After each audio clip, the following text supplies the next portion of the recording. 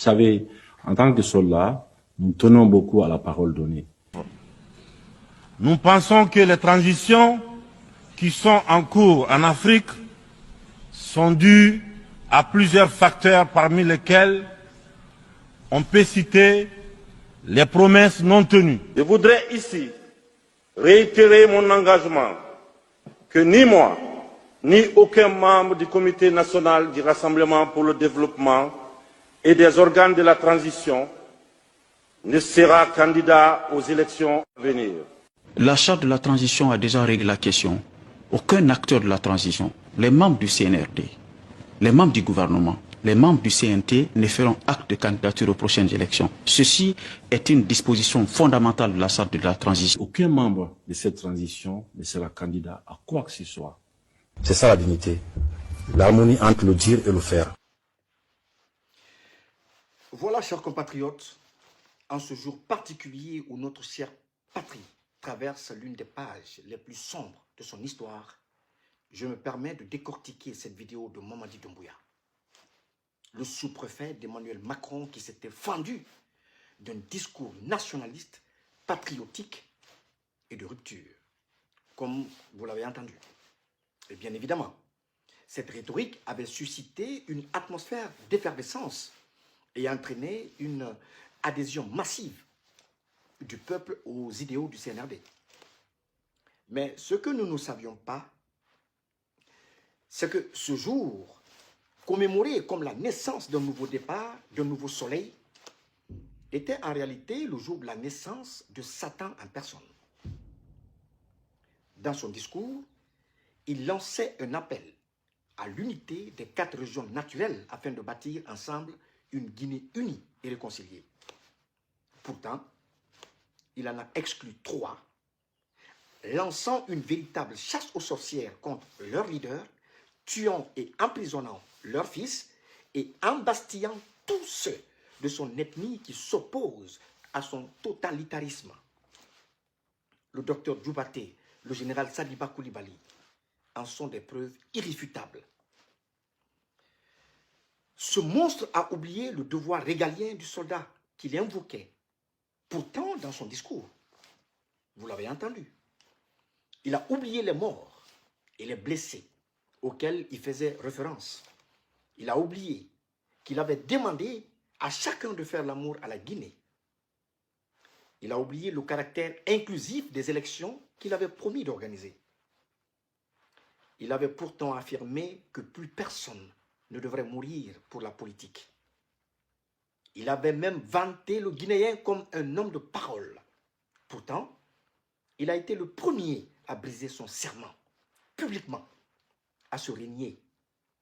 Ce monstre avait même cité le noble Jerry Rawlings, le révolutionnaire Rawlings qui disait que lorsque le peuple est écrasé par son élite, il revient à l'armée de lui rendre sa liberté. Il est allé jusqu'à évoquer nos ancêtres, nos anciens, nos dévanciers, comme s'il était venu réhabiliter leur mémoire à travers les solutions qu'il prétendait apporter aux problèmes de la Guinée. Chers compatriotes, dites-moi honnêtement et sincèrement, quel engagement cet homme pourrait-il honorer demain? Quel serment pourrait-il honorer demain s'il a été incapable de respecter celui qu'il a prêté lors de sa prise de pouvoir? On va écouter cette autre vidéo. Ces gens-là sont prêts à tout pour conserver leur pouvoir là. Et puis le pouvoir c'est comme ça. Le pouvoir n'a pas d'amis. Mais il y a arrangé là. C'est-à-dire, allez nous voler. Au moment où cette dame tenait ses propos, chers compatriotes, je n'avais pas encore quitté la Guinée. D'ailleurs, j'avais fait une vidéo dans laquelle je l'avais sévèrement recadrée. Elle existe toujours sur ma page. C'est donc pour moi l'occasion, chers compatriotes, de lui présenter mes excuses